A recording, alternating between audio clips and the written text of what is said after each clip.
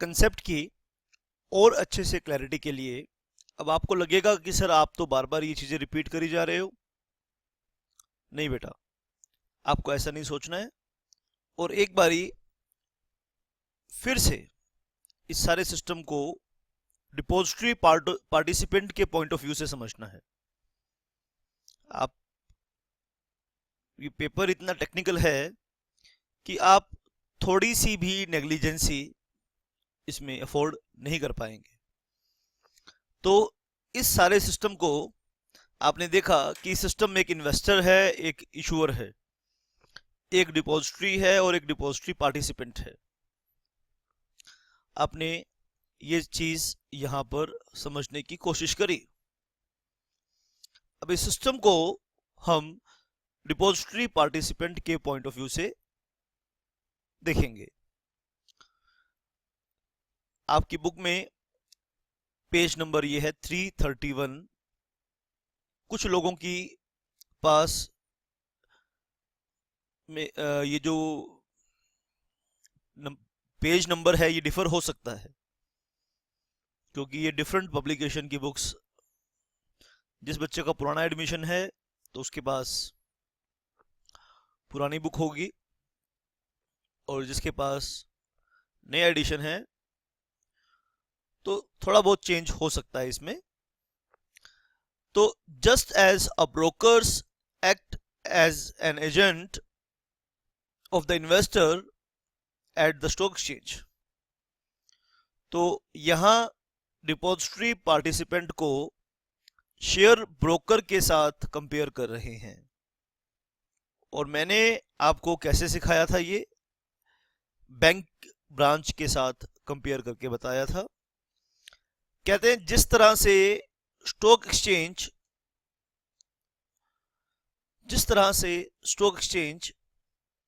Brokers appoint करती है, तो ब्रोकर कौन होते हैं? ब्रोकर मतलब एजेंट।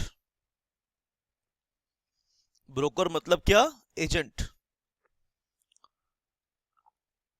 उसी तरह से डिपॉजिटरी पार्टिसिपेंट भी डिपॉजिटरी का एजेंट होता है।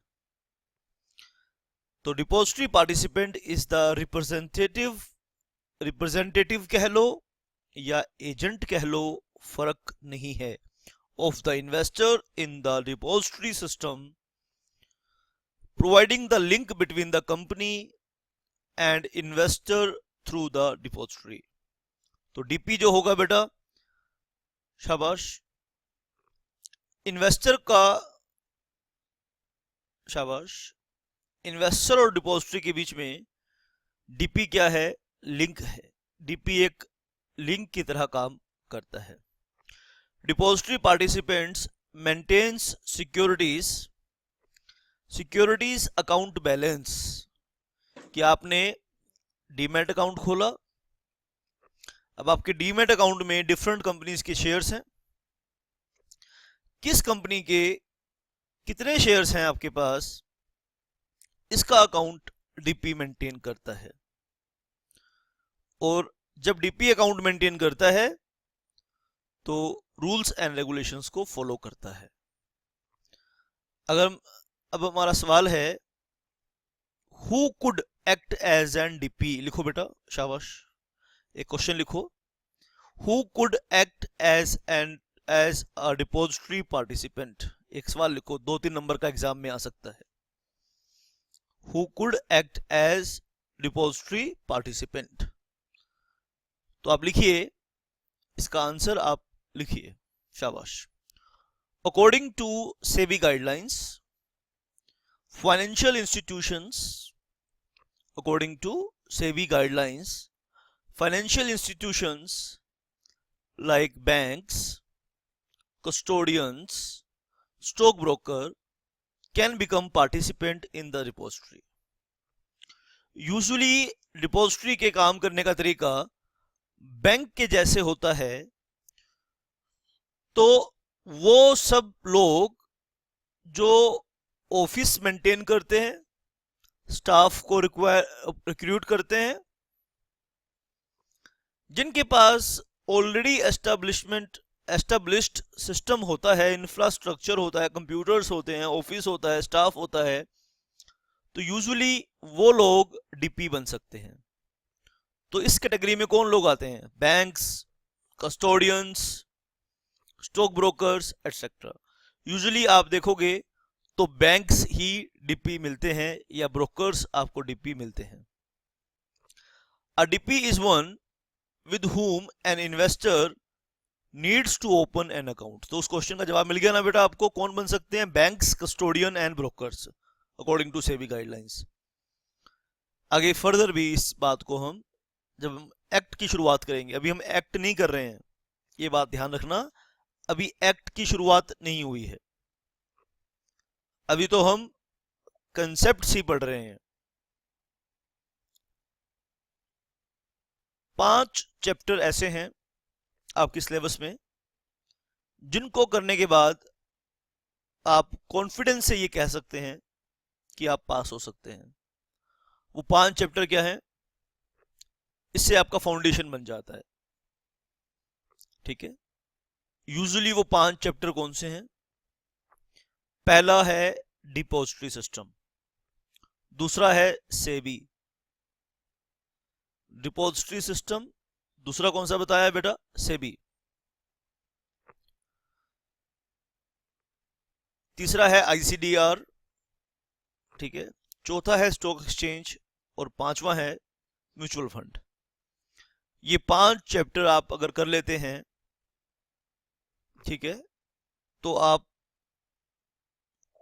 को कोई माइका लाल फेल नहीं कर सकता इस पेपर में। तो in the month of August in 5 में से, वैसे तो बहुत सारे करेंगे, अभी अगस्त की आज 10 तारीख है, 9 तारीख है आज, 10 तारीख तो कल होगी, तो अभी 20-21 दिन अगस्त के भी हैं, लेकिन छुट्टियां भी कुछ आ रही हैं। 15 अगस्त की छुट्टी होगी मेरे ख्याल से, रक्षाबंधन की अभी हम छुट्टी करेंगे, 15 अगस्त की भी छुट्टी होगी, रक्षाबंधन की भी छुट्टी होगी, और भी जन्माष्टमी आ रही है, कई सारे त्योहार आ रहे हैं इस मंथ में। तो इन सब चीजों को ध्यान में रखते हुए सेबी को हम खत्म करने की कोशिश करेंगे। उन 5 मेन चैप्टर में से 2 मेन चैप्टर आज हम अगस्त मंथ में फिनिश करेंगे। इन 5 चैप्टर्स में से 60 नंबर का पेपर आएगा ही आएगा। 60 ज्यादा भी आ सकता है, 70 का भी आ सकता है इन 5 चैप्टर में से। तो ये पांचों चैप्टर्स मैं आपको अच्छे से बताऊंगा। इनके अलावा 2 चैप्टर इंटरमीडिएरीज के हैं, एक चैप्टर इंस्ट्रूमेंट का है और 2 चैप्टर इंटरमीडिएरीज के, ठीक है। एक चैप्टर इंस्ट्रूमेंट का 3, एक ओपनिंग चैप्टर 4, शुरू का 4, और एक क्रेडिट रेटिंग एजेंसी का कंसेप्ट। तो अगले 15 दिन में 5 ये चैप्टर्स हम निपटा देंगे। तो टोटल मिलाकर कितना हो गया बच्चों? टोटल मिलाकर 15 सितंबर तक, 15th ऑफ सितंबर मेरा टारगेट ये है कि 5 वो और 2 ये 7, यानी लगभग 8 से 9 चैप्टर्स मैं कवर करूंगा 15th ऑफ सितंबर तक, ठीक है। 31 अक्टूबर तक आपके सिलेबस को कवर करने की मेरी कोशिश है। 31 अक्टूबर तक एक दिन भी ऊपर नहीं जाने देंगे, चाहे हमें कुछ एक्स्ट्रा क्लास भी आपको बतानी पड़े, लगानी पड़े, लेकिन एक दिन भी ऊपर इसका हम नहीं जाने देंगे, ये बात हमारी कंफर्म है। चलिए, डिपॉजिटरी पार्टिसिपेंट के बारे में हमने सीखा। अब ये कौन क्या क्या काम करता है, एक्ट्स एंड इसी बात को, इसी नॉलेज को पॉइंट्स में अब हम एक एक पॉइंट को भी डिस्कस कर लेंगे। देखो, कोई भी डाउट है उस पर निशान लगाना है, डाउट अपने व्हाट्सएप ग्रुप में पूछना है। Acts as an agent of depository, customer interface of depository, देखो बेटा टेक्निकल बात पता होना चाहिए। DP is the customer interface of depository, यानी कस्टमर और डिपॉजिटरी का डायरेक्ट डीलिंग नहीं होगा। डिपॉजिटरी कस्टमर के साथ, इन्वेस्टर के साथ डीपी के थ्रू बात करेगा। यानी आप डायरेक्टली डिपॉजिटरी के साथ बात करना चाहोगे बीइंग एन इन्वेस्टर तो नहीं कर पाओगे। तो डिपॉजिटरी सिस्टम में, ठीक है, एक क्वेश्चन लिखो, in the system, in the depository system, in the depository system, question लिखिए बेटा, एग्जाम में क्वेश्चन आया हुआ है ये वाला। अब देखो टेक्निकल क्वेश्चन है, अगर आप थोड़े से ध्यान से पढ़ेंगे तो बातें समझ में आएंगी आपको। इस तरह के क्वेश्चन एग्जाम में आते हैं। लिखो, in the depository system DP is the customer interface, DP is the customer interface of depository. True और फॉल्स? क्या लिखोगे? ट्रू। ट्रू। इसका मतलब यह है कि डिपॉजिटरी डीपी से बात नहीं करेगा, सॉरी, डिपॉजिटरी कस्टमर से बात नहीं करेगा, डीपी के थ्रू कस्टमर से बात करेगा। तो depository participant functions like security bank, जैसे बैंक में हम पैसा जमा कराते हैं और डीपी में हम सिक्योरिटीज जमा कराएंगे। अकाउंट ओपनिंग की फैसिलिटी देगा, फैसिलिटेट्स डीमेटेरियलाइजेशन, अगर आप बोलोगे कि मेरे शेयर्स को इलेक्ट्रॉनिक फॉर्म में कन्वर्ट कर दो तो डीपी आपको ये फैसिलिटी देगा। इंस्टेंट ट्रांसफर ऑन पे आउट, ठीक है, जो भी आपका पे आउट का टाइम होगा तो आपकी सिक्योरिटीज को इंस्टेंट ट्रांसफर कर दिया जाएगा। Credits to investors in IPO right bonus, अगर आपको इनिशियल पब्लिक ऑफर में, यानी जब कंपनी का नया शेयर इशू होता है, न्यू शेयर्स जब मार्केट में आते हैं तो उसे कहते हैं आईपीओ। राइट शेयर्स क्या होते हैं? जो एग्जिस्टिंग शेयर होल्डर को, एक कंपनी ने शेयर इशू किए तो पहला हक एग्जिस्टिंग शेयर होल्डर का होता है। तो आपको राइट इशू में शेयर मिले, आपको आईपीओ में शेयर मिले और आपको बोनस के रूप में शेयर मिले। कंपनी आपको डिविडेंड कैश में भी दे सकती है। कंपनी ये चाहती है कि इस बार डिविडेंड आपको इन काइंड दिया जाए तो वो आपको शेयर भी इशू कर सकती है, उसको कहते हैं बोनस शेयर। तो आईपीओ में आपको शेयर्स मिले, राइट इशू में आपको शेयर्स मिले, बोनस में आपको शेयर्स मिले, आपके अकाउंट में डायरेक्टली क्रेडिट हो जाएंगे, आपको इसमें इन्वॉल्व होने की रिक्वायरमेंट नहीं है। Settles trade in electronic segment, settlement आपको पिछले क्लासेस में बताया है। तो डिपॉजिटरी पार्टिसिपेंट के थ्रू हम ट्रेड सेटल करेंगे। सेटलमेंट का मतलब क्या है कि आपने अगर ट्रेडिंग करी है इलेक्ट्रॉनिकली तो बायर को उसके शेयर्स इलेक्ट्रॉनिक फॉर्मेट में मिल जाएंगे। सेलर के अकाउंट से डेबिट इलेक्ट्रॉनिकली हो जाएंगे और बायर के अकाउंट में क्रेडिट इलेक्ट्रॉनिकली हो जाएंगे।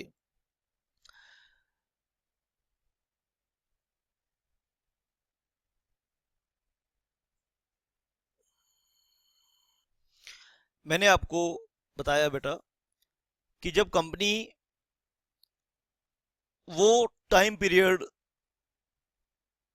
जब डिपॉजिटरी सिस्टम नहीं था तो कंपनी रजिस्ट्रार को अपॉइंट करती थी और वो उसके शेयर ट्रांसफर को फैसिलिटेट करता था। तो डिपॉजिटरी इशूअर का एक तरीके से रजिस्टर ऑफ मेंबर मेंटेन करता है, यानी जो काम रजिस्ट्रार करता था वो काम अब इशूअर करता है। तो क्या क्या फैसिलिटीज वो देगा? डीमेटेरियलाइजेशन, कंफर्मेशन ऑफ बेनिफिशियरी होल्डिंग। अब सारे रिकॉर्ड तो डिपॉजिटरी बना रहा है। इस सिस्टम को यहां पे आप ऐसे समझिए, शाबाश, मैं आपको बताऊंगा, आप ध्यान से समझना। एक कंपनी है, अब इसके सारे रिकॉर्ड्स डिपॉजिटरी मेंटेन कर रहा है, डिपॉजिटरी ने देश के हर कोने में अपने एजेंट्स फैला दिए हैं, यानी डीपी अपॉइंट कर दिए हैं। तो आप भी अगर डीपी बनना चाहते हैं तो आपको किसी ना किसी डिपॉजिटरी की एजेंसी लेनी पड़ती है।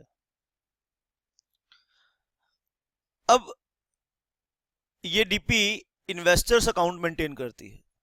अब कंपनी को ये जानना है कि उसके एक्चुअल में शेयर होल्डर्स कौन कौन है। तो records of beneficial owners periodically, अब कंपनी के पास भी बेनिफिशियल ओनर्स के रिकॉर्ड्स हैं और डिपॉजिटरी भी बेनिफिशियल ओनर्स के रिकॉर्ड्स मेंटेन कर रहा है। तो ट्रेडिंग के बाद जैसे ही ट्रेडिंग सेशंस में ट्रेडिंग होती है, उसके बाद कंपनी के बेनिफिशियल ओनर्स के रिकॉर्ड्स और डिपॉजिटरी के बेनिफिशियल ओनर्स ऑफ रिकॉर्ड्स को रिकंसाइल करना पड़ता है। रिकंसिलेशन जानते हैं ना क्या होती है? रिकंसाइल, आपने बचपन में रिकंसिलेशन अकाउंट्स में पढ़ा होगा कि बैंक के पास भी कुछ रिकॉर्ड्स हैं और बैंक के कस्टमर के पास भी कुछ रिकॉर्ड्स हैं, तो दोनों अपने अकाउंट को रिकंसाइल करते हैं।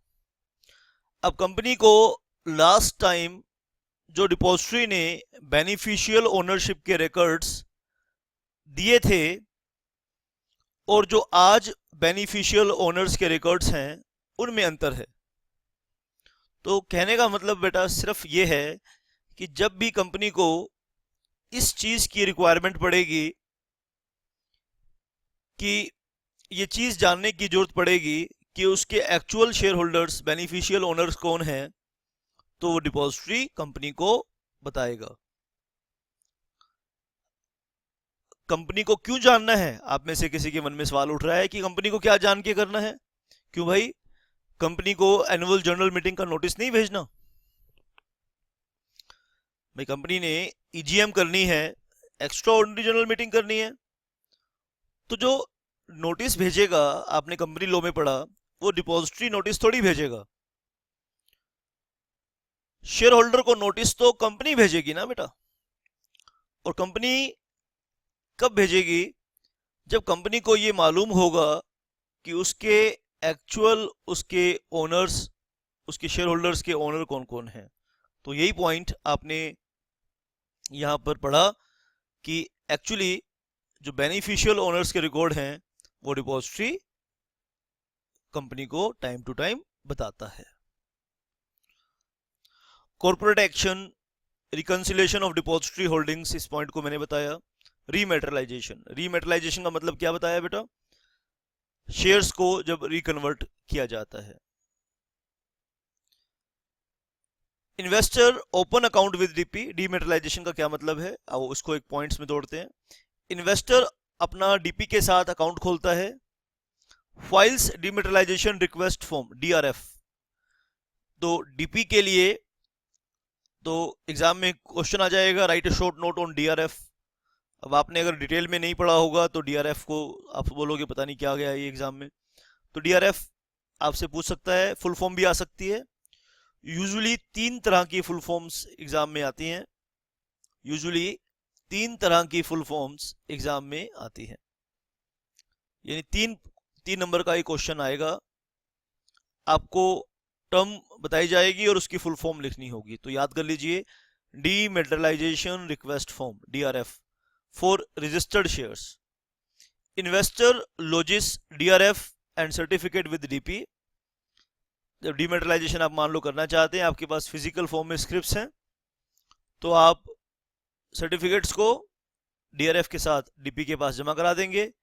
डीपी इंटीमेट करेगा डिपॉजिटरी को, डिपॉजिटरी इंटीमेट्स रजिस्ट्रार इशूअर, क्योंकि शेयर्स आपके पास फिजिकल फॉर्म में थे, ठीक है। अब डिपॉजिटरी अपॉइंट हो गया, इसका मतलब ये नहीं है कि कंपनी का रजिस्ट्रार नहीं है। अब कुछ लोगों ने तो शेयर्स को फिजिकल फॉर्मेट में रखा होगा ना। अब जिन लोगों ने शेयर्स को फिजिकल फॉर्मेट में रखना है, तो कंपनी ने उनके लिए तो कंपनी को रजिस्ट्रार की अपॉइंटमेंट करनी पड़ेगी। हाँ, ये बात अलग है कि उसका काम 99% कम हो गया।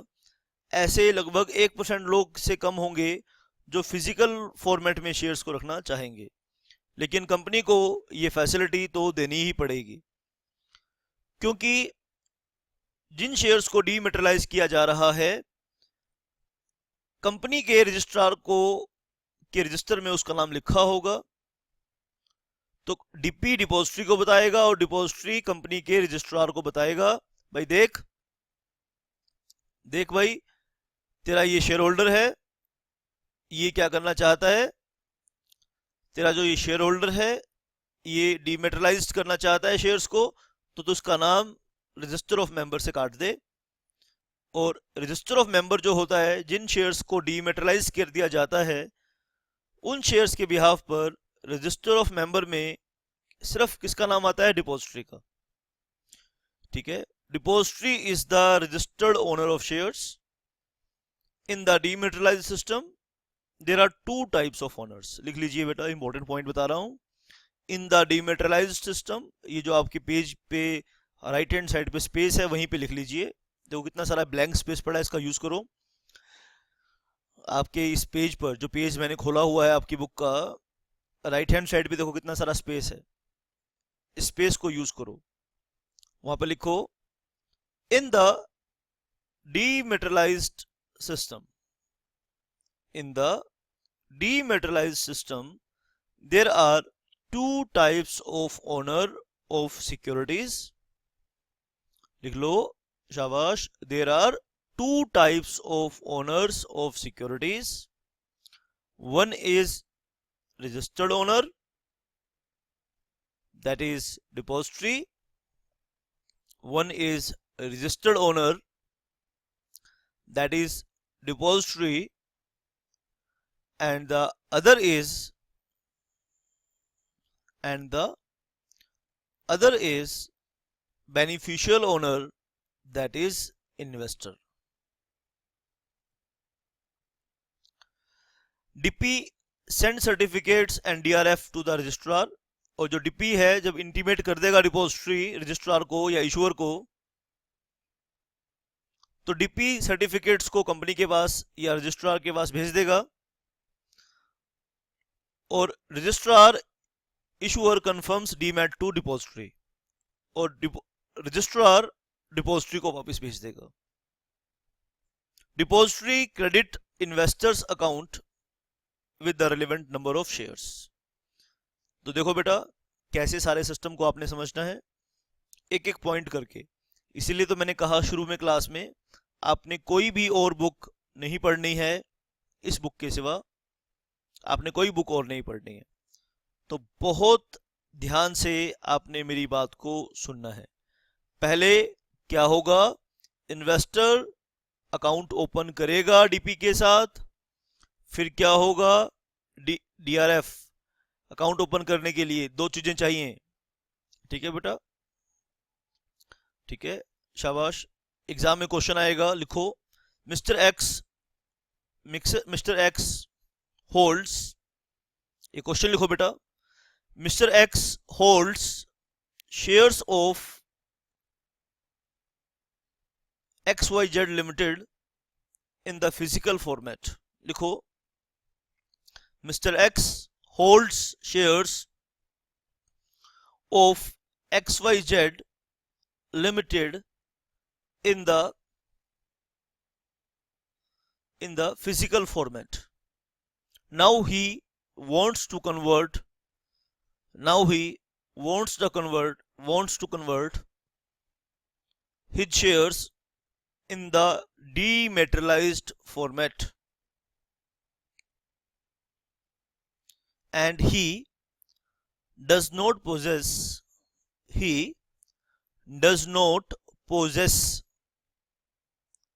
a demat account. तो आपने लिखना है इसका आंसर बेटा। तो पहले वो अकाउंट ओपन करेगा, ठीक है। For the purpose of dematerialisation, लिखो, for the purpose of dematerialisation what are the requirements. तो देखो बेटा, इस चीज को हम, इस क्वेश्चन को, ये बड़ा ही बढ़िया क्वेश्चन है। आगे सिलेबस में हम केवाईसी नॉर्म्स पढ़ेंगे बेटा, KYC norms, know your client norms भी पढ़ेंगे। अब नो योर क्लाइंट्स नॉर्मेट फॉर्मेट में जो रिक्वायरमेंट्स हैं वो डीपी को देनी पड़ेंगी अकाउंट ओपन करने के लिए। As far as XYZ limited के शेयर्स की डीमेटलाइजेशन की बात है तो दो चीजें चाहिए, एक तो DRF चाहिए और दूसरा शेयर सर्टिफिकेट चाहिए। अब DRF में भी कुछ रिक्वायरमेंट्स होंगी, आपको पैन नंबर बताना पड़ेगा, पैन नंबर इज मैंडेटरी।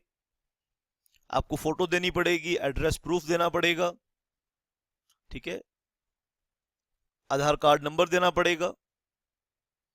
तो केवाईसी आप क्लियर करेंगे, सारा केवाईसी क्लियर करेंगे, PAN card, Aadhaar card, photo, address, residential proof, ये सब डॉक्यूमेंट्स आप देंगे तो आपका अकाउंट खुल जाएगा। और अकाउंट खुलेगा, जो जिन शेयर्स को आप डीमेटलाइज्ड करना चाहते हैं तो उन शेयर सर्टिफिकेट्स की रिक्वायरमेंट पड़ेगी और साथ में DRF फॉर्म के साथ आप ये सबमिट करेंगे तो आपके शेयर्स डीमेटलाइज्ड हो जाएंगे। तो ये प्रोसेस आपने अच्छे से करना है बेटा। कोई भी डाउट है इस प्रोसेस में, कहीं भी डाउट है तो आप मेरे से, मैं आपको रिलेवेंट बैच, आप इंडिया में लगभग 50 जगह, 50 प्लेसेस पर ये क्लास चल रही है। तो and I am human being, not a computer, not a machine. तो मैं आपको अच्छी सर्विस दे पाऊं, भगवान ने मुझे बनाया ही मेरे स्टूडेंट्स के लिए है। My students are my world. मेरा संसार, मेरी दुनिया मेरे स्टूडेंट्स हैं और अपने स्टूडेंट्स के लिए मैं जीता और मरता हूं। वो गाना सुना है ना, जीता हूं तेरे लिए मरता हूं। तो मैं जिसके लिए जीता हूं और जिसके लिए मरता हूं वो तुम हो। तो तुम्हें मैं बेटर सर्विस दे पाऊं, तुम्हारे टेस्ट का इवैल्यूएशन कर पाऊं। पीरियोडिकली टेस्ट होंगे आपके सेंटर कोऑर्डिनेटर के साथ आप बात करेंगे, ठीक है। और एक एक बच्चे का टेस्ट चेक करके भेजूंगा आपके पास, ये मेरा कमिटमेंट है। चाहे मैं कितना ही दूर बैठा हूं, आपके टेस्ट की इवैल्यूएशन करके भेजूंगा एग्जामिनेशन स्टैंडर्ड से, ICSI के स्टैंडर्ड से। तो आपने पार्टिसिपेट करना है। तो पहला टेस्ट हम 3 चैप्टर्स का रखेंगे, 3 से 4 चैप्टर का टेस्ट हम रखेंगे। ऐसे करते करते 4 टेस्ट आपके हम तो जरूर लेंगे, कंफर्म ज़्यादा हो सकते हैं, चैप्टर वाइज भी हो सकते हैं। वो डिपेंड करता है कि आपके सेंटर में हमारे और आपके बीच में कितना अच्छा कोऑर्डिनेशन है। जितनी अच्छी फैसिलिटी, मैं आपके सेंटर कोऑर्डिनेटर अगर आपके वहाँ बात सुन रहे हैं मेरी, तो उनको भी रिक्वेस्ट करता हूँ और आपको भी बता रहा हूँ ये बात, हम तीनों के अंदर जितना अच्छा कोऑर्डिनेशन होगा, सक्सेस आपकी नहीं है, आपकी सक्सेस हमारी सक्सेस भी है। तो इसीलिए हमें सबने मिलकर, यहां हर एक पार्टी का इंटरेस्ट स्टेक पर है। हमारा सक्सेस, आपकी सक्सेस से आपके लोकल जो सेंटर है उसका नाम चमकेगा, और जब लोकल सेंटर का नाम चमकेगा तो उससे हमारे को भी बेनिफिट होगा। तो ये सबके बेनिफिट्स इंटरवुवन हैं। तो इसीलिए हम सब ने, मैंने, आपके सेंटर कोऑर्डिनेटर ने और आपने, जब हम ये तीनों टीम की तरह काम करेंगे, मिलजुल कर काम करेंगे, तो रिजल्ट्स बेटर आएंगे। अभी डीमेटेरियलाइजेशन प्रोसेस के एक एक पॉइंट को सीखा हमने। आइए अब हम सीखेंगे रीमेटेरियलाइजेशन। अब ये स्टूडेंट सोचता है कि सर रीमेटेरियलाइजेशन क्यों करवा रहे हैं, इतना स्मार्ट सिस्टम को छोड़ के दोबारा से पेपर वर्क में क्यों जा रहे हैं। तो इंडिया में अभी भी काफी लोग कंप्यूटर सेवी नहीं है। तो जो पुराने लाला टाइप लोग हैं, एक कहावत है इंडिया के अंदर हमारे ये राजस्थान, नॉर्थ इंडियन पार्ट और जो बच्चे महाराष्ट्र में, साउथ इंडिया में हैं, शायद वहां पे आपने नहीं सुनी हो ये बात। कहते हैं कि पैसा गांठ का और पूत पास का, दो ही चीजें का अच्छी होती हैं। एक आदमी के 4-5 लड़के थे, तो वो बीमार हुआ तो कोई भी उसके पास नहीं था। तो किसी ने कहा भाई तुम्हारे तो 5 लड़के हैं, तो तुम्हारी कोई भी बुढ़ापे में मदद नहीं कर रहा। तो उसने कहा कि ज्यादा बेटे होने से कुछ नहीं होता, जो बच्चा हेल्प करे बुढ़ापे में तो उससे काम बनता है। तो इट डजेंट मैटर कि अगर आपके पास 5 बेटे हैं और कोई भी आपकी बुरे वक्त में संभाल नहीं कर रहा, तो क्या फायदा हुआ। आपके पास बहुत सारे पैसे हैं, लेकिन अभी जरूरत पड़ी, अभी कोई नहीं है। आपके पास बैंक में बहुत सारे पैसे हैं, एटीएम कार्ड नहीं है आपके पास, और पैसे की रिक्वायरमेंट हो गई, रात को 12 बजे पैसे की जरूरत पड़ गई, तो क्या करोगे बताओ। गांठ मतलब पॉकेट, पॉकेट कि जो पैसा जेब के अंदर है वो काम का है।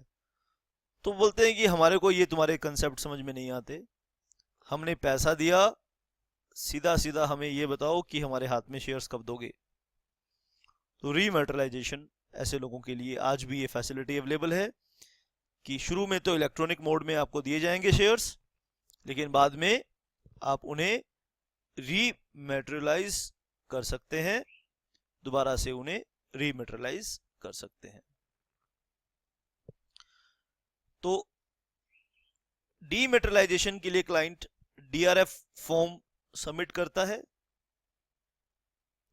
रीमेटेरियलाइजेशन के लिए क्लाइंट डीआरएफ फॉर्म सबमिट करता है डीमेटेरियलाइजेशन के लिए, और रीमेटेरियलाइजेशन के लिए आरआरएफ फॉर्म सबमिट किया जाता है। तो डीमेटेरियलाइजेशन के लिए डीआरएफ फॉर्म सबमिट किया जाता है, आरआरएफ के लिए रीमेटेरियलाइजेशन फॉर्म सबमिट किया जाता है। Client submits rematerialisation request form, rematerialisation RRF to DP. DP depository को इंटीमेट करता है कि भाई रीमेटेरियलाइजेशन के लिए इन्वेस्टर चाहता है, रीमेटेरियलाइजेशन रिक्वेस्ट आई है। डिपॉजिटरी रजिस्ट्रार को इंटीमेट करता है। इसके बाद का प्रोसेस आप देखिए, तो तीनों बातें आपने समझ में आई कि क्लाइंट डिपॉजिटरी को इंटीमेट करेगा जहां शेयर्स डीमेटेरियलाइज्ड फॉर्म में पड़े हैं, डीपी इन्फॉर्म करेगा डिपॉजिटरी को, और डिपॉजिटरी इंटीमेट करेगा इशूअर को या रजिस्ट्रार को। DP sends RRF to the registrar और इशूअर, यानी अगर रजिस्ट्रार है तो रजिस्ट्रार को, अगर इशूअर रजिस्ट्रार नहीं अपॉइंट किया हुआ तो इशूअर को। रजिस्ट्रार या इशूअर दोनों में से कोई एक print certificate and send to the investor. Registrar issuer in confirms remat to depository, और जब कंपनी से कंफर्मेशन मिलेगी तो investor account with DP debited, तो इन्वेस्टर का जो डीपी के पास अकाउंट होगा वो डेबिट हो जाएगा। शाबाश बेटा, ये प्रोसेस है रीमेटेरियलाइजेशन का। आप इस प्रोसेस को अच्छे से करिए, और कोई डाउट है तो मुझसे पूछिए। अब electronic credit in new issues, very very important concept बेटा, ठीक है, वेरी वेरी इंपॉर्टेंट कंसेप्ट। अब मैं इसे प्रैक्टिकली करके दिखाता हूं कि कैसे ये होता है। आइए,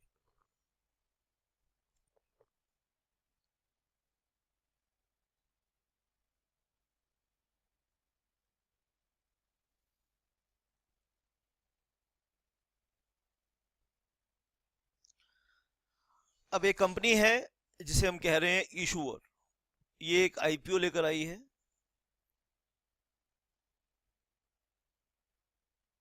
तो आईपीओ लेके आने के लिए हम आईसीडीआर आईपीओ कैसे लेकर आते हैं, तो इसके लिए डिटेल में हम पढ़ेंगे issue and capital disclosure requirement. तो इशूअर क्या करेगा, प्रोस्पेक्टस इशू करेगा, ऑफर डॉक्यूमेंट इशू करेगा। प्रोस्पेक्टस के थ्रू ये पब्लिक को प्रजुएट करेगा। प्रजुएशन, प्रजुएशन सीखा आपने, प्रजुएशन का मतलब पता है आपको? एक होता है मोटिवेट करना, एक होता है प्रजुएट करना। मतलब एक आदमी गंजे आदमी को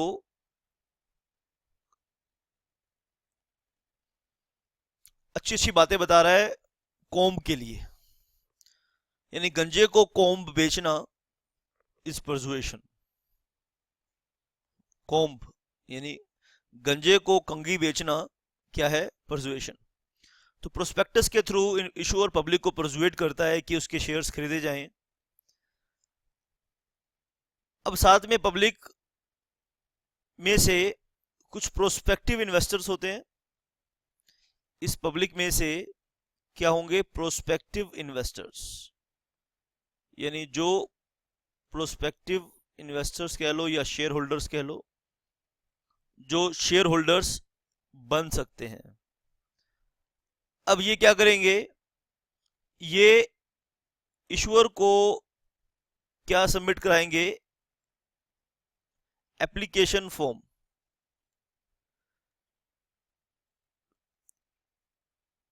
एप्लीकेशन फॉर्म सबमिट कराएंगे और उसमें अपना डीमैट अकाउंट नंबर इशूअर के पास पहुंचा देंगे। अगर इशूअर इन्हें शेयर्स अलॉट करना चाहेगा तो इशूअर डिपॉजिटरी को इंटीमेट कर देगा। तो इशूअर बेनिफिशियल ओनर्स की लिस्ट शुरू में, बेनिफिशियल ओनर्स की लिस्ट इशूअर डिपॉजिटरी को सबमिट कर देगा और साथ में उसके अकाउंट नंबर भी बता देगा। डीमैट अकाउंट नंबर, भाई ये बेनिफिशियल ओनर की लिस्ट है, ये डीमैट अकाउंट नंबर है, और साथ में नंबर ऑफ शेयर्स, 10 शेयर दिए हैं, 20 शेयर दिए हैं कि 100 शेयर दिए हैं, जितने शेयर दिए हैं उतने नंबर बता देगा। ये तीनों इंफॉर्मेशन इशूअर अलॉटमेंट के लिए डिपॉजिटरी को दे देगा। अब डीमैट अकाउंट नंबर जब डिपॉजिटरी के पास आएगा तो डिपॉजिटरी को ये समझने में देरी नहीं लगेगी कि किसी पर्टिकुलर इन्वेस्टर का अकाउंट किस डिपॉजिटरी के पास है। किस पर्टिकुलर डिपॉजिटरी का अकाउंट किस डिपॉजिटरी पार्टिसिपेंट के पास है, डिपॉजिटरी को ये समझ में देर नहीं लगेगी, क्योंकि जो आपका डीमैट अकाउंट नंबर है, जो अल्फा न्यूमेरिक आपको डीमैट अकाउंट नंबर दिया गया है, उसमें डिपॉजिटरी का एक कोड होता है, डिपॉजिटरी पार्टिसिपेंट का कोड होता है। तो डिपॉजिटरी को डीमैट अकाउंट नंबर से पता चल जाता है कि किस डिपॉजिटरी के पास अकाउंट है।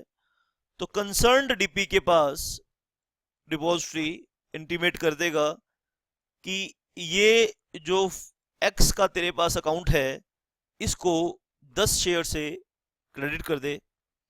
तो डिपॉजिटरी अपने सभी डीपीज को ये इंफॉर्मेशन भेज देगा कि फलाने फलाने इन्वेस्टर का अकाउंट इतने इतने शेयर्स के साथ डीमेटेरियलाइज्ड, इतने इतने शेयर्स के साथ डीमेट अकाउंट में क्रेडिट कर दिया जाए।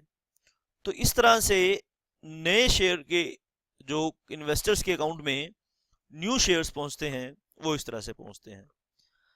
अब सेकेंडरी मार्केट में ये सब काम कैसे होता है ये हम सीखेंगे सिक्योरिटी कॉन्ट्रैक्ट रेगुलेशन एक्ट में, और स्टॉक एक्सचेंज के चैप्टर में ये सब बातें हम वहां सीखेंगे। यहाँ पे हम क्या सीख रहे हैं, यहाँ पे हम प्राइमरी मार्केट को, बेसिकली डिपॉजिटरी सिस्टम को हम यहाँ सीख रहे हैं। आइए बात को आगे बढ़ाएंगे बेटा। तो electronic credit in new issues, investors open account with DP, submits application with option to hold securities in depository giving DP ID and client ID. Registrar uploads list of allotee to depository. Depository credit allottees account with DP. Refund sent by registrar as usual. ठीक है बेटा, अगर shares allot नहीं हुए तो refund, शाबाश। बाकी trading system को भी इस चैप्टर ने कवर कर लिया है, लेकिन यहाँ बहुत बारीकी से हम नहीं पढ़ेंगे, मोटी मोटी बात हम समझेंगे। Separate codes in book entry, trading member to have clearing account with DP. ठीक है, जो भी ट्रेडिंग मेंबर होगा उसके पास डीपी के, उसका डीपी के पास अकाउंट होगा, और सेटलमेंट कैसे होगी, as per calendar of stock exchange. Stock exchange calendar मतलब सेटलमेंट का कैलेंडर बताएगा कि T+1 है, कि T+2 है, कि T+5 है। ठीक है, trading can be introduced in any stock exchange if settlement is guaranteed. तो सेटलमेंट की गारंटी यूजुअली ब्रोकर लेते हैं। भाई इस सिस्टम को मैं डिटेल में बात करूंगा सिक्योरिटी कॉन्ट्रैक्ट रेगुलेशन एक्ट में। ये 3-4 पॉइंट हैं, ये आपसे याद होते हैं तो ठीक है, कर लीजिए। नहीं आपको ये बात समझ में आई तो स्टॉक एक्सचेंज में सिक्योरिटी कॉन्ट्रैक्ट रेगुलेशन एक्ट और स्टॉक एक्सचेंज, ये दो जब चैप्टर्स करेंगे तो डिटेल में चर्चा हम इस चीज की करेंगे, शाबाश। और फिर कॉर्पोरेट एक्शंस क्या होते हैं, डिविडेंड कैश बेनिफिट्स क्या होते हैं, और नॉन कैश बेनिफिट्स क्या होते हैं, ये बात हमने ऑलरेडी सीख ली है। लीगल फ्रेमवर्क की बात करेंगे बेटा। तो कौन कौन से रूल्स एंड रेगुलेशंस फॉलो किए जाते हैं, very very important question note करेंगे बेटा। लीगल फ्रेमवर्क का ये बहुत इंपॉर्टेंट क्वेश्चन है कि क्या लीगल फ्रेमवर्क है डिपॉजिटरी सिस्टम का इंडिया में।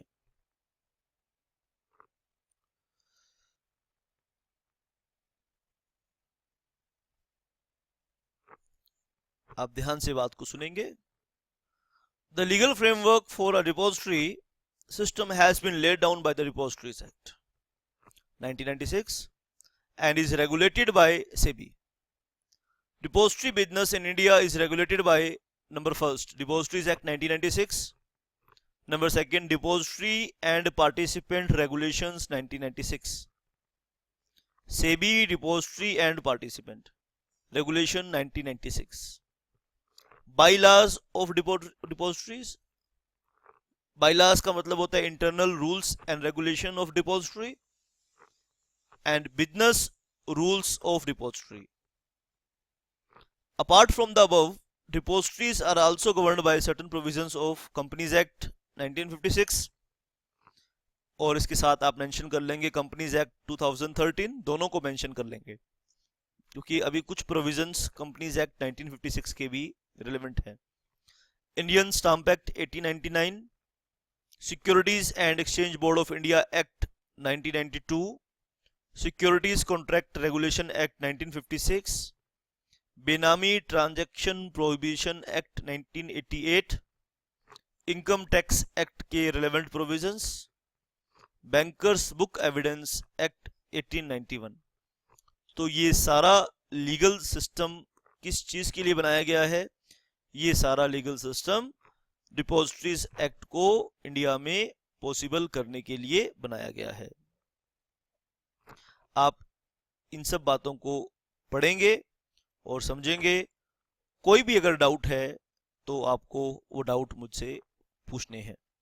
डिपॉजिटरीज एक्ट 1996 की हम बात करेंगे यहाँ पर। ठीक है, सबसे पहले कोई भी एक्ट आप शुरू करते हैं तो उसका ऑब्जेक्टिव पढ़ना चाहिए कि क्यों बनाया गया है, और अब तक डिपॉजिटरीज एक्ट के ऑब्जेक्टिव्स आपको अच्छे से समझ में आ चुके होंगे। कल की भी क्लास थी और आज की भी पूरी क्लास इन्हीं ऑब्जेक्टिव्स को ही लिए बनाई गई है। तो एक क्वेश्चन लिख लीजिए, what are the objectives of depositories act 1996। ठीक है, अब कुछ बच्चे क्या करेंगे, कुछ बच्चे क्या करते हैं, घर जाएंगे, क्वेश्चन लिखेंगे और बुक में से कॉपी करना शुरू कर देंगे।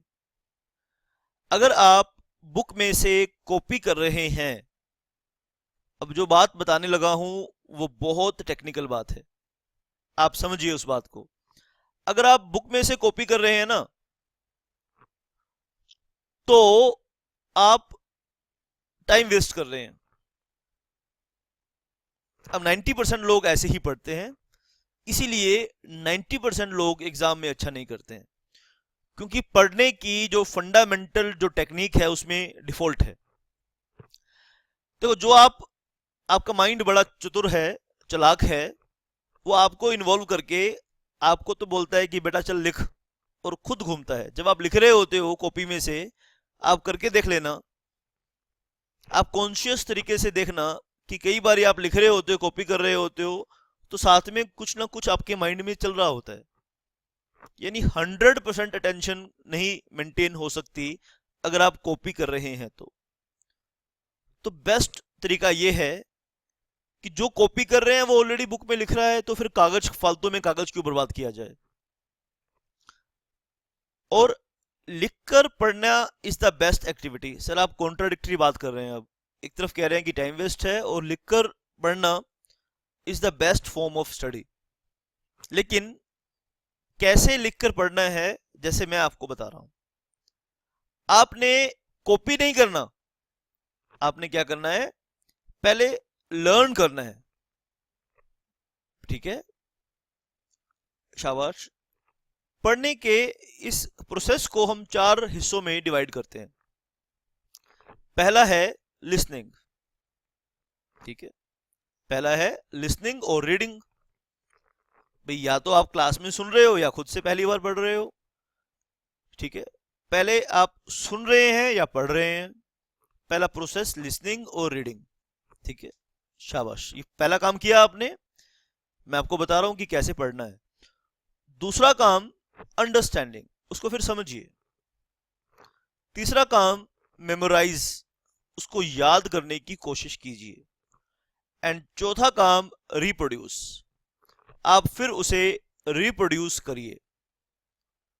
ठीक है, listening number first, listening number second, understanding LU number third, memorising LUM, और फिर रिप्रोड्यूसिंग LUMR। तो क्या करना है, LUMR, L for learning, L for listening, U for understanding, M for memorising and R for reproducing. Reproduce आप कैसे करेंगे, अब आप अपनी एक प्रैक्टिस डायरी बनाएंगे। अंग्रेजी में एक कहावत है, प्रोफेशनल गोल्फर्स, गोल्फ खेली आपने कभी, आप में से किसी बच्चे ने गोल्फ खेली,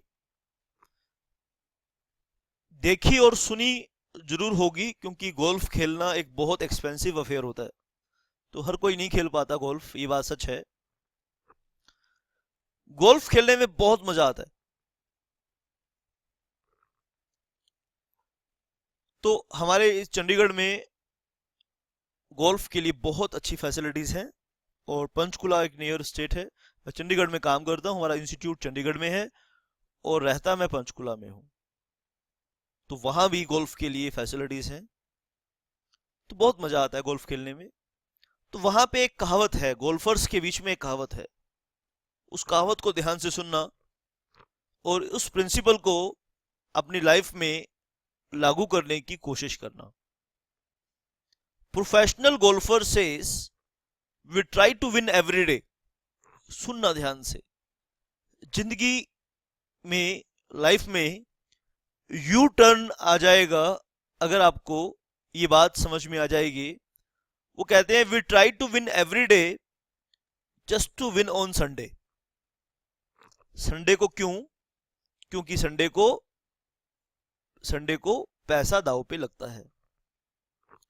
तो professional golfer says we try to win every day just to win on Sunday. तो इसीलिए आपका संडे कौन सा है? जब आप फाइनल एग्जाम में अपीयर होंगे, तो उस दिन जीतो। इसके लिए कोशिश करनी है कि डेली जीतो। हर रोज आधा पौना घंटा आपको लिखने की प्रैक्टिस करनी है। लेकिन जब आप लिखेंगे तो कॉपी नहीं करेंगे, ये कसम है आपको। अगर आप कॉपी कर रहे हैं तो you are wasting your time. जितनी देर में एक पेज कॉपी करेंगे उतनी देर में मैं 10 पेज पढ़ लूंगा। तो कौन ज्यादा स्मार्ट है? 10 पेज पढ़ने वाला ज्यादा स्मार्ट है या एक पेज कॉपी करने वाला ज्यादा स्मार्ट है? जितना आप रीड करेंगे उतनी आपकी मेमोरी शार्प होगी, उतना ही आपकी वर्ड पावर मजबूत होगी जितना आप पढ़ेंगे। इसीलिए कहा जाता है रीडर्स आर लीडर्स। इसीलिए कहा जाता है readers are leaders. You want to lead, you must start read. तो रीडिंग करोगे तो लीड आप करोगे, ये बात पक्की है। तो इन ऑब्जेक्टिव्स को आपने अच्छे से पढ़ना है और इसे लिखकर भी देखना है। Eligibility condition for depository services. अब एक कंपनी डिपॉजिटरी बनना चाहती है। जैसे कि मैंने बताया, 2 ही कंपनी इंडिया में डिपॉजिटरी हैं। तो एक क्वेश्चन लिख लीजिए, what are the eligibility conditions. एक क्वेश्चन लिखिए बेटा, what are the eligibility conditions for depository services. तो इस क्वेश्चन को तैयार करना है आपने। इंडिया में अभी 2 ही डिपॉजिटरी मैंने आपको बताए, NSDL, CDSL। तो डिपॉजिटरी बनने के लिए क्या चाहिए? What it takes to be a depository. What it takes to be a depository, इस तरह से भी क्वेश्चन आ सकता है कि एक पर्सन को डिपॉजिटरी बनना है, तो डिपॉजिटरी बनने के लिए क्या क्या चाहिए। तो एनी कंपनी और other institution to be eligibility to provide depository services must. पहली बात, वो कंपनीज एक्ट 1956 को यहाँ चेंज कर लीजिए, क्योंकि आज कोई कंपनी बनेगी तो वो कंपनीज एक्ट 2013 के अंदर बनेगी। तो एलिजिबिलिटी कंडीशंस आज की डेट में क्या है, तो यहाँ चेंज कर लीजिए। अगर बुक में 2013 एक्ट नहीं है तो 1956 काट कर 2013 कर लीजिए, ठीक है। नंबर 1 तो आपको कंपनी बनानी पड़ेगी। नंबर 2, आपको सेबी के साथ रजिस्टर करना पड़ेगा। आपको सेक्शन 12 ऑफ सेबी एक्ट के अंदर रजिस्ट्रेशन करवाना पड़ेगा। आपको अपने बाइलाज यानी आपके आर्टिकल्स ऑफ एसोसिएशन सेबी से अप्रूव करवाने पड़ेंगे, और आपके पास एक या एक से ज़्यादा डीपी जरूर होने चाहिए, तो ही आपको, ठीक है, तो ही आपको हम डिपॉजिटरी का सर्टिफिकेट देंगे, लाइसेंस देंगे।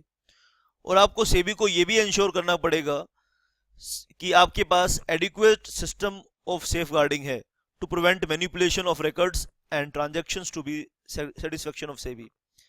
कि आपके पास एडिक्वेट सेफगार्ड्स हैं कि इन्वेस्टर्स के जो रिकॉर्ड आपके पास होंगे उनका मिसयूज नहीं हो पाए, उनको मैनिपुलेटिव नहीं हो पाए, उनके ऊपर फ्रॉड या गलत हरकत कोई ना हो पाए उनके इंटरेस्ट को लेकर। तो इस बारे में आपके पास एडिक्वेट सेफगार्ड हैं। इसके ऊपर से भी आपके से सेटिस्फाइड होगी तभी आपको डिपॉजिटरी का लाइसेंस दिया जाएगा, ठीक है। और डिपॉजिटरीज एक्ट 1996 की सारी रिक्वायरमेंट पूरी करनी पड़ेंगी। डिपॉजिटरीज रेगुलेशन 1996 की सारी बातें पूरी करनी पड़ेंगी। यानी अगर आप डिपॉजिटरी बनना चाहते हैं, कंपनीज एक्ट की रिक्वायरमेंट पूरी करनी पड़ेगी, सेबी एक्ट की रिक्वायरमेंट पूरी करनी पड़ेगी, डिपॉजिटरीज एक्ट 1996 की रिक्वायरमेंट पूरी करनी पड़ेगी, और आपको डिपॉजिटरी पार्टिसिपेंट रेगुलेशन 1996 की सारी बातें पूरी करनी पड़ेंगी, ठीक है। और इसके अलावा कोई और एलिजिबिलिटी कंडीशंस रेगुलेशन में दी है टाइम टू टाइम, तो उसे भी आपको पूरा करना पड़ेगा।